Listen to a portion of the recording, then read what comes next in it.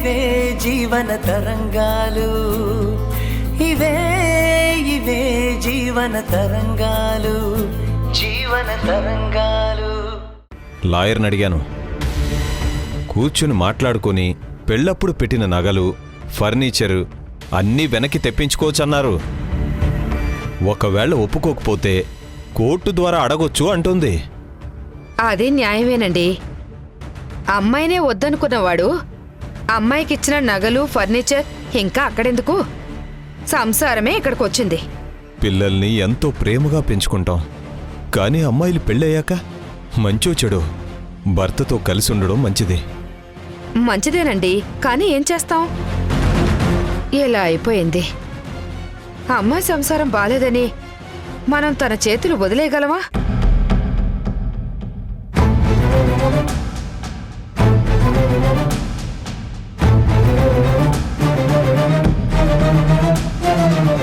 మనం ప్రాణాలతో ఉన్నంత వరకు మనం చూసుకోవాలి కదండి.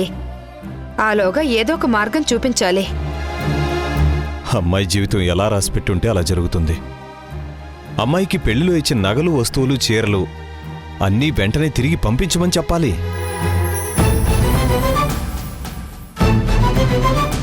తను మళ్ళీ తిరిగి కాపురానికి వెళ్తే తనతో పాటు పంపిద్దాం. లేకపోతే తనతో పాటు ఇక్కడే ఉంటాయి.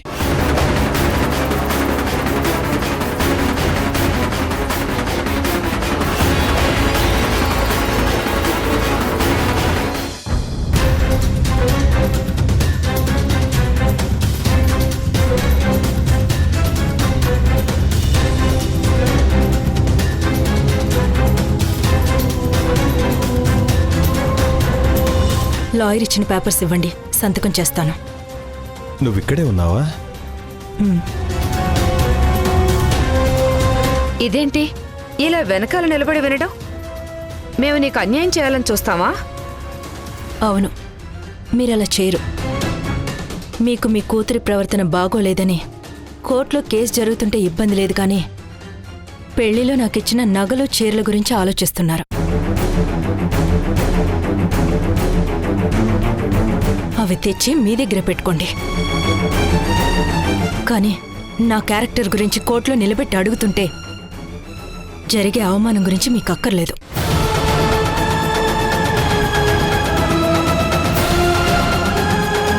మీరు నిజాల్ని ఒప్పుకోలేక నన్ను కోర్టు బోన్లో నిలబెట్టారు.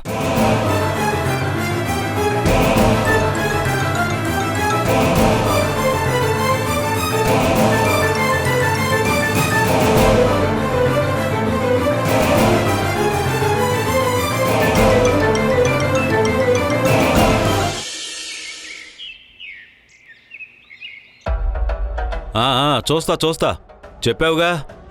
సరే సరే. నమస్తే సార్. నమస్తే. ఏమయ్యా వెంకటేశ్వర్లు, ఎలా ఉన్నావు? నీ కొడుకు ఉద్యోగం దొరికిందా? బాగున్నాను సార్. క్యాంపస్ ఇంటర్వ్యూలు నడుస్తూ ఉన్నాయి. మంచి డిమాండ్ ఉందంటున్నారు, నిజమేనా? అవును సార్, సాఫ్ట్వేర్కి ఇప్పుడు చాలా డిమాండ్ ఉంది. అది కాదండి, మీకు చాలా డిమాండ్ ఉందని విన్నాను. లేదండి, అలాంటిదేం లేదండి. అకౌంటెంట్కి డిమాండ్ ఏముంటుందండి? మీలాంటి నమ్మకస్తులకు జాబ్ ఎక్కడైనా దొరుకుతుందయ్యా. అంటే ఏముంది, ఆ దేవిక ఛార్జ్ తీసుకున్నప్పటి నుంచి ఎందుకో బిజినెస్ల మీద ఇంట్రెస్ట్ తగ్గిపోయింది. ఇన్కమ్ పెరిగితే ఎలాగో ఇన్కమ్ ట్యాక్స్ వాళ్ళకే కట్టాలి కదా. దానికి నేనెందుకు కష్టపడి సంపాదించాలని బిజినెస్లు తగ్గించేశా. ఆదాయం తక్కువగా ఉన్నప్పుడు ఇంకా నువ్వేం అకౌంట్స్ చూస్తావు చెప్పు? మన జోజో అన్నాడు, చారానా కోడికి బారానా మసాలా ఎందుకు, వచ్చే రాబడే తక్కువ, దాన్ని చూడ్డానికి ఒక అకౌంటెంటు, ఆయనకి జీతం ఎందుకు చెప్పండి, అదేదో నేనే రాస్తాను అన్నాడు. అయ్యయ్యో, అలా అనకండి. నా కొడుకు ఇంకా జాబ్ రాలేదు. నా ఉద్యోగం మీదే ఇల్లు ఆధారపడి ఉంది. కొడుకు చదువుకు అప్పు చేశాను, అవన్నీ తీర్చాలి. కానీ ఏం చేస్తాం చెప్పండి? అక్కడ దేవికా మేడం వచ్చారు, మాకా ఆదాయం తక్కువైపోయింది, అబద్ధపు లెక్కలు రాయడానికి కుదరదు. సరైన లెక్కలు మా జోజో రాస్తాడు. అబద్ధపు లెక్కలు రాయాలంటే మీరు కావాలి. ఇప్పుడు మీరు వద్దులేండి. సార్ సార్ నా కడుపు మీద కొడుతున్నారు మీరు. మీ మీద జాలి చూపిస్తే ఆ దేవికకు రెడ్ హ్యాండెడ్గా దొరికిపోతాం. హ, మా ఇంటి అడ్రస్ తెలుసుకొని ఇంటి దాకా వచ్చారు. దానికి నన్నేం చేయమంటారు? ఇందులో నా తప్పేం లేదు. వాళ్ళంతటా వాళ్లే వచ్చారు. తప్ప నేనెప్పుడన్నాను? అది మీ వ్యవహారం. వస్తారు వెళ్తారు. నాకు వాళ్లకు ఎలాంటి సంబంధం లేదండి. ఉండొచ్చు ఉండకపోవచ్చు. మీ బిజినెస్ డీల్ గురించి నాకెందుకు? అవును, సంబంధం ఉంది. ఏంటి గొంతు పెగులుతుంది? మీరు ఉంది అంటే నేను లేదు అని అనగలనా? మీరు రాకండి. జోజో బయటికి పంపించు.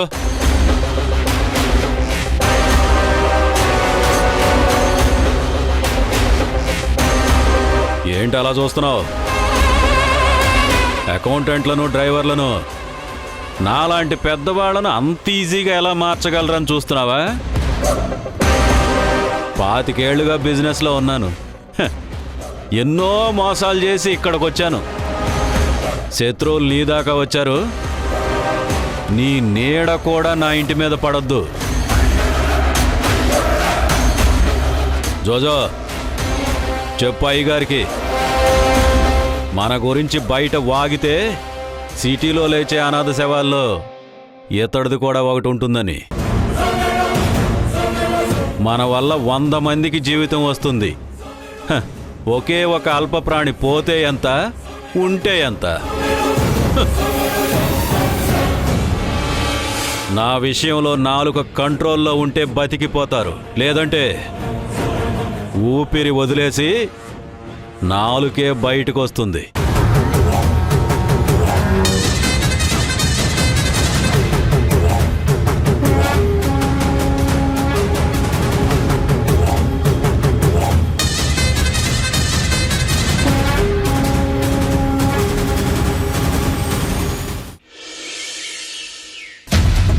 భార్యాభర్తల సంబంధం చాలా సెన్సిటివ్.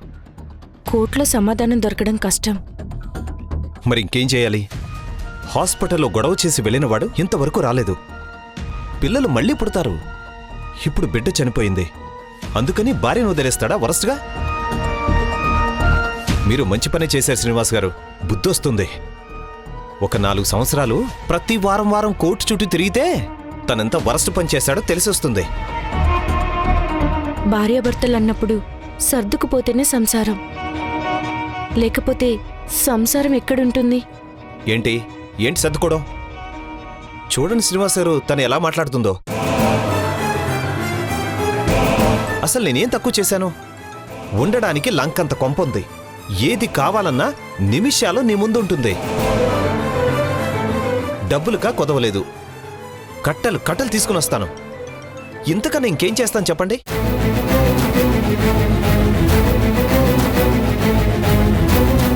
చూడండి ఎలా మాట్లాడుతుందో. సంసారం అంట, సర్దుకుపోవాలంట. అలాంటి వాణ్ణి చేసుకోవాల్సింది వరస్ట్గా. అప్పుడు తెలిసేది 15వ తేదీకి జేబులు కాళ్ళి తినడానికి అప్పు చేయాల్సి వచ్చేది. కట్టుకోవడానికి మంచి చీరలు ఉండవు. ఒక జత ఉతుక్కోవాలి, ఇంకో జత కట్టుకోవాలి. వరస్ట్గా ఏమీ తెలీదు, మాట్లాడతారు వరస్ట్గా. అయినా అలాంటి వాడితో పెళ్ళినప్పుడు మీరు కాస్త ఆలోచించాల్సిందే. అన్నీ కనుక్కున్నాను. నీతిమంతుడు, సత్యవంతుడు, నిజాయితీపరుడు, మంచివాడు. ఏ చెడ్డ అలవాట్లు లేవు. అవన్నీ నిజమే. ఏం ప్రయోజనం? మీరు లోతుగా అన్నీ తెలుసుకోవాల్సిందే. ఒక స్కూటర్ ఉందా, కారుందా, సైట్ ఉందా, పోనీ కనీసం చేతికి వాచ్ అయినా మెయింటైన్ చేస్తున్నాడా, దాని కాస్ట్ ఎంత? ఇలాంటివన్నీ చూస్తే పరువు ప్రతిష్టకు పోయి పస్తులుండేవాడో లేక 10 రకాలుగా లాబింగ్ చేసి సంపాదించేవాడో తెలిసేది. ఇప్పుడు అమ్మాయి లైఫే నాశనం అయిపోయింది వరస్ట్గా. నిజాయితీగా ఉన్నాడు, అందులో తప్పేం లేదులేండి. ఏంటి తప్పులేదు? మరి కట్టుకున్న భార్యను బాగా చూసుకుని యోగ్యత ఉండాలి కదా. ఇదిగో శ్రీనివాస్ గారిని అడిగి చూడు, ఏమన్నారో తెలుస్తుంది. ఈయన చేసిన పాపాలకి ఆయన బిడ్డ చనిపోయిందంట. పాపం ఈయనకు మాత్రం బాధ లేదా? అసలు మాట్లాడాల్సిన మాటలేనవి? నిజాయితీ పరుణ్ణనే అహంకారం. అసలు మనం కూడా అలా ఉండాలంటే ఉండలేమా? మనం మాత్రం నిజాయితీ పరులం కాదా? అలా ఉంటే జీతం డబ్బులు అయిపోగానే చెప్ప చేత పట్టుకుని అడుగు తినాల్సి వచ్చేది వరస్ట్గా. అత్యాశకు వెళ్ళకపోతే ఉన్న దాంట్లో బతికొచ్చులేండి. సరే అలాగే కానీ ఇప్పుడు వీళ్ళ అల్లుడికి అత్యాశ లేదు, కరెక్టే. కానీ రేపు వారం వారం కోర్టు చుట్టూ తిరగాలి, లాయర్కి ఫీజులు ఇవ్వాలి. అప్పుడు ఎక్కడి నుంచి వస్తాయి డబ్బులు? అప్పుడు తెలుస్తుంది నిజాయితీగా ఉండడం ఎంత కష్టమో. తనొక్కడే నిజాయితీ పరుడు, మనమంతా కూడా దొంగలో మోసపరులో. అతడికి బుద్ధి రావాలి. మీకేదైనా డబ్బు అవసరమైతే చెప్పండి, ఇస్తాను. అందుకే వచ్చాను. ఎంత కావాలి? వచ్చే నెల ఇచ్చేస్తాను. హాస్పిటల్ ఖర్చు, లాయర్ ఫీజు కొంచెం లైట్గా ఉంది. 50,000 సరిపోతాయా? ఇస్తాను, నిదానంగా ఇవ్వండి. నాకేమంత అర్జెంట్ కాదులేండి, ఉండండి తెస్తాను.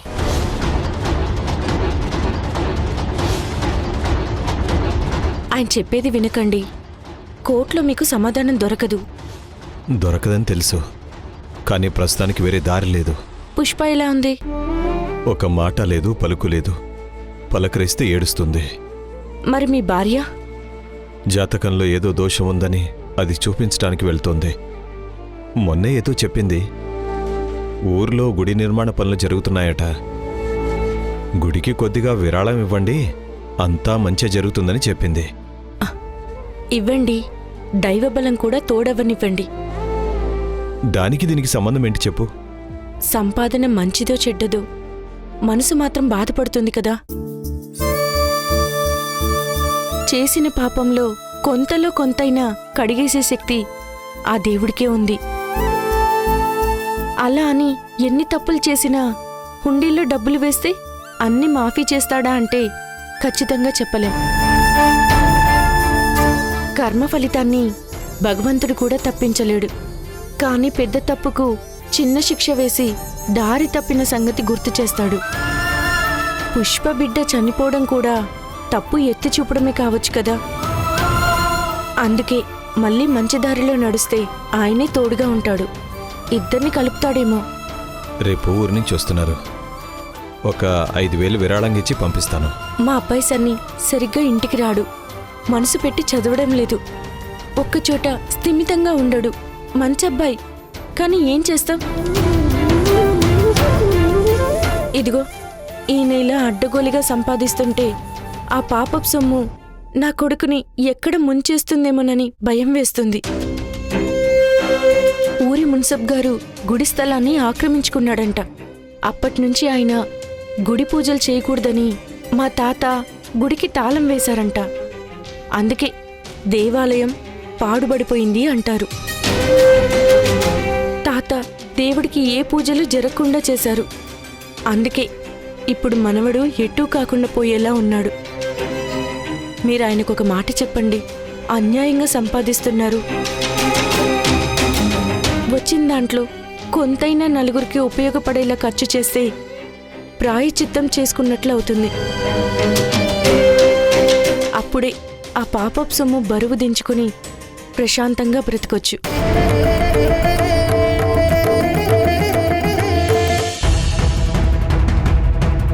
ఏంటో చెప్పండి. మేడం, నాకు మీ హెల్ప్ కావాలి. ఏం హెల్ప్? సాక్ష్యం చెప్పడానికి మీకు రావటానికి కుదురుతుందా? వస్తాను. ఏ విషయమై? వాళ్ళొక కేసు వేశారు మేడం, భార్యగా తన హక్కుల కోసం. భర్తతో కలిసి ఉండటానికి రైట్ భార్యకు ఉంటుంది కదా. అవును మేడం, కానీ నాకు కూడా వేరే గత్యంతరం లేక డివోర్స్ అడగాల్సి వచ్చింది. నాకు ఆ విషయం తెలుసు. నేనేం చేయాలో చెప్పండి. పెళ్లి జరిగినప్పుడు కొన్ని వస్తువులు ఇచ్చారు. అవన్నీ ఇప్పుడు నేను తిరిగి ఇవ్వాలంట. అంటే? అదే మేడం, స్టీల్ పాత్రలు, కుక్కర్లు, స్పూన్లు, 2 మంచాలు, 2 పరుపులు, 2 దిండ్లు, బిందెలు, బీరువా. ఇవన్నీ ఎందుకు ఇవ్వాలన్నారు? పెళ్లి పెటాకులైందని వాళ్ళు డిసైడ్ చేసేసారా? అది తెలియదు మేడం. కేసు కోర్టులో ఉంది. అది ముగిసేసరికి కొన్ని సంవత్సరాలు పడుతుంది. అంతలోపు నేను ఇవన్నీ అమ్మేసి తినేస్తానేమోనని వాళ్ళ అనుమానం. అందుకే ఇవ్వాలని అడుగుతున్నారు. ఓహో, అయితే అవన్నీ నా దగ్గర సేఫ్గా ఉండవట. వాళ్ళు తీసుకుని వెళ్ళి సేఫ్గా వాళ్ళింట్లోనే పెట్టుకుంటారట. కేసు పరిష్కారం అయితే పుష్ప మళ్ళీ నా భార్యగా నా ఇంటికొస్తే తనతో పాటు ఆ వస్తువులన్నీ పంపిస్తారట. లేకపోతే పుష్పతో పాటు ఆ వస్తువులన్నీ వాళ్ళింట్లోనే ఉంచుకుంటారట. ఆ వస్తువులను వెనక్కిచ్చినట్లు సాక్ష్యం చెప్పడానికా? అవును మేడం. వాళ్ళు పెళ్లిలో ఏమేమిచ్చారని లిస్ట్ రాసుకుని ఇచ్చారా? ఏమో గుర్తులేదు. అది వాళ్ళకి గుర్తులేదు, మీకు గుర్తులేదు. కానీ మీ భార్య మీకోసం వండిపెట్టిన కుక్కర్, వడ్డించిన కంచం అన్నీ తిరిగిచ్చేసి జ్ఞాపకాల్ని చెరిపేయాలనుకుంటున్నారా? దానికి నన్ను సాక్ష్యం చెప్పేందుకు రమ్మని పిలుస్తున్నారా? వాళ్ళు అన్యాయంగా ఆమె జీవితాన్ని నాశనం చేస్తున్నారు. వీటన్నిటికీ సంతకం చేసింది ఆమె మేడం. ఇంకేం చేస్తుంది పాపం? ఇప్పుడు తను తన అమ్మా నాన్నలతో ఉంది. మీరేమో పెళ్లి చేసుకున్నా వదిలించుకొని వచ్చేశారు. మిమ్మల్ని ఆ అమ్మాయి ఎక్కడని వెతుకుతుంది? మీరొచ్చి తీసుకెళ్తారని ఫోన్ చేసింది. మీరేమో తను చెప్పేది వినకుండా మీ వాళ్లని వదిలేసి ఒక్కదానివే రా అని ఫోన్ పెట్టేశారు. కానీ తన నేను రావద్దని చెప్పలేదు కదా మేడం. అమ్మా నాన్నని వదులుకొని ఒంటరిగా నీ ఇంటి ముందు నిల్చోవాలి. ఆ అమ్మాయి అమాయకురాలు. ఎవరు ఏది చెప్తే నమ్మేస్తుంది. చదువు లేదు, జాబ్ లేదు, మీ మీదే ఆధారపడి బ్రతుకుతుంది. అలాంటి అమ్మాయిని మీరే వెళ్లి తీసుకొస్తే అయిపోయేది కదా. వెళ్ళేవాడిని మేడం, కానీ అంతలోనే పోలీస్ కంప్లైంట్ ఇచ్చారు కదా. వాళ్ళ నాన్న కదా ఇచ్చింది. కానీ ఇన్సల్ట్ జరిగింది నాకు కదా మేడం. పనిష్మెంట్ మీ ఆవిడకా? తనేం చేస్తుందో చెప్పు. చెప్పాల్సిన వారితో చెప్పించారు, బెదిరించారు, ఏదీ అవ్వలేదు. అందుకనే కోర్టు మెట్లెక్కారు. వాళ్ళు కోర్టుకు వెళ్లారు, మీరు కోర్టుకు వెళ్లారు. కోర్టు డిసైడ్ చేస్తుంది అన్నారు. అప్పుడు 5-6 ఏళ్లు పడుతుంది. ఆలోపు ఇద్దరికీ వయసవుతుంది. బుద్ధొస్తుంది మేడం. ఎవరికి? ఇంకెవరికి? మా మామకి, నా భార్యకి. వాళ్ళు కూడా అదే అనుకున్నారు, మీకు బుద్ధి రావాలని. నిజం చెప్పండి, దీనివల్ల ఎవరికైనా బుద్ధి వస్తుందా? మేడం, మీరు రేపు వస్తారా, లేకపోతే ఇంకెవరినన్నా చూసుకోమంటారా? వస్తాను. మీ ఇంట్లో మీ ఆవిడ తీసుకొచ్చిన ఫర్నిచర్, తన నగలు, బీరువా అవన్నీ చూస్తుంటే నీకు మీ ఆవిడ గుర్తుకొస్తే కోర్టు ఆవిడకు వ్యతిరేకంగా మాట్లాడలేరు. ప్రవర్తన బాగోలేదని అబద్ధం చెప్పాలంటే చాలా ఇబ్బందిగా ఉంటుంది. అవన్నీ పుట్టింటికి పంపిస్తే తన ఊసే లేకుండా పోతుంది. మీరు కోర్టులో ఏది కావాలంటే అది చెప్పొచ్చు, అంతే కదా? మేడం, వాళ్ళకి నా మీద నమ్మకం లేకుండా అడిగినప్పుడు నేనేం చేయాలి మేడం? అమ్మాయి తల్లిదండ్రులు వాళ్ళు. నమ్మకం లేకనో లేకపోతే మిమ్మల్ని ఏదోలా కార్నర్ చేస్తే దిగొస్తారనో మనం ఎలా జడ్జ్ చేయగలం? ఇలాంటి విషయాలపై మన జీవితంలో జరిగినప్పుడు కళ్ళు తెరవటం కంటే నాలాంటి వాళ్ళు చెప్తున్నప్పుడు కాస్త విని అర్థం చేసుకోండి. నేను నా హస్బెండ్ని వదిలొచ్చాను, కానీ ఇప్పుడు అనిపిస్తోంది నేను ఇండిపెండెంట్గా ఉండాలని వచ్చానా, కానీ ఇలా దూరంగా వచ్చి నా హస్బెండ్ని కంట్రోల్లోకి తెచ్చుకోవాలనుకున్నానా? నాకే క్లారిటీగా తెలియటం లేదు. లైఫ్ అంటే కేవలం ఇండిపెండెంట్గా ఉండటమేనా? అతి ఫ్రీడమ్ కూడా విచ్చలవిడితనం అవుతుందేమోనని అనిపిస్తుంది. అది ఇద్దరిలో ఎవరో ఒకరిని పూర్తిగా నాశనం చేస్తుంది. అప్పుడు సర్దుకుపోదామని తిరిగి చూస్తే ఇద్దరిలో ఒక్కరే మిగులుతారు. అలాంటి పరిస్థితి మీకు రాకూడదని ఇదంతా చెప్తున్నాను. ఆలోచించుకోండి. మీరీ బంధాన్ని తెంచుకోవాలనుకుంటున్నారు, అందుకే లేనిపోని కారణాలు వెతుకుతున్నారు. ఇప్పుడు మీరు చెప్పేవి చాలా సిల్లీ రీజన్స్. వీటికే విడిపోతే ఎలా చెప్పండి?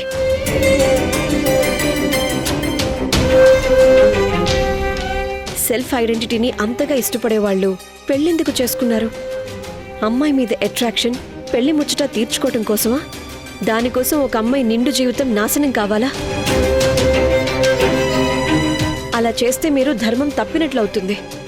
ఇంతకాలం మీ మావయ్య నీతి తప్పినందుకే కదా ఇంతలా రగిలిపోతున్నారు. కానీ మీ ఎడబాటు వల్ల అటు మీ మావయ్య తొందరపాటు వల్ల ఆమె మనసు కుంపటిలా ఎంత రగిలిపోతుండాలి. ఆ వేదన అర్థం చేసుకోలేని మీరు ఏది నీతి ఏది అన్యాయమో బేరీజు వేసుకొని విచక్షణతో డ్యూటీ చేయగలరని మిమ్మల్ని ఎలా నమ్మాలి? కారణం ఏదైనా కావచ్చు. సొంత భార్యకే న్యాయం చేయలేని మీరు డ్యూటీకి ఎంత న్యాయం చేసినా, ఎంత పెద్ద సిన్సియర్ ఆఫీసర్ అనిపించుకున్నా గుడ్ హ్యూమన్ బీయింగ్ అనిపించుకోలేరు. ముందు మీరు గుడ్ హస్బెండ్గా ఉండటానికి ట్రై చేయండి.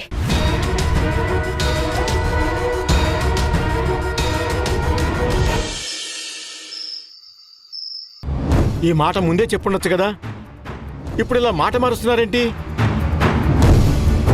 ఆ ఎఫ్డీలు నావే అని నేను అప్పుడే ఒప్పుకునేవాడిని. అప్పుడు నిజం చెప్పడానికి భయం వేసింది. మరి ఇప్పుడు ఎందుకు చెప్తున్నారు? పిలిచి విచారిస్తున్నారు. ఏం చెప్పాలి? డబ్బులు మీవి, నేనెందుకు ఇరుక్కోవాలి? ఇరికించింది నన్ను. మీరు ఇరుక్కొని నన్నెలా అంటారు? లెక్చరర్ మీరు, అంత తెలివైన వారు. మెరిట్ లేకపోతే ట్యూషన్ సీటు కూడా ఇవ్వరు. అలాంటి పారామీటర్స్ పెట్టుకున్న మీకు ఏం చెప్పాలో తెలుసుండాలి కదా. ఇది మోసం. తడిగుడ్డతో గొంతు కోసి ఏమీ తెలియనట్టు మాట్లాడుతున్నారు. ఆ ఎఫ్డీలు నావే అయినా నావి కావని స్టేట్మెంట్ ఇప్పించారు. ఇప్పుడు ఆ స్టేట్మెంట్ అబద్ధం అవుతుంది. ఇప్పుడు ఆ రాజశేఖర్పై కూడా తప్పుడు కంప్లైంట్ నాతో ఇప్పించారు. ఇప్పుడు ఆ రాజశేఖర్ విషయం? ఆ రాజశేఖర్ విషయం ఏముంది? దేవిక గారే తన్ని పంపి డబ్బులు అడిగారని కంప్లైంట్ ఇప్పించారు కదా, మరి దాని సంగతి ఏంటి?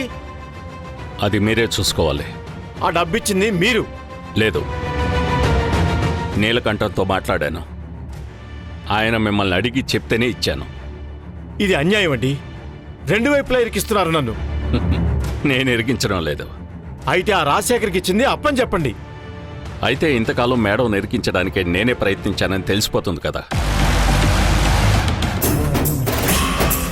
వాళ్ళ రాక చూస్తే మాట్లాడి సర్దుబాటు చేసుకుందాం అనే వాళ్ళలా లేరు. ఇలాంటి వాళ్ళతో మీరు నచ్చ చెప్తే వింటారా వాళ్ళు? ఇంతటితో దీన్ని ఆపే. న్యాయం నీ వైపు ఉందనే నేను వచ్చాను.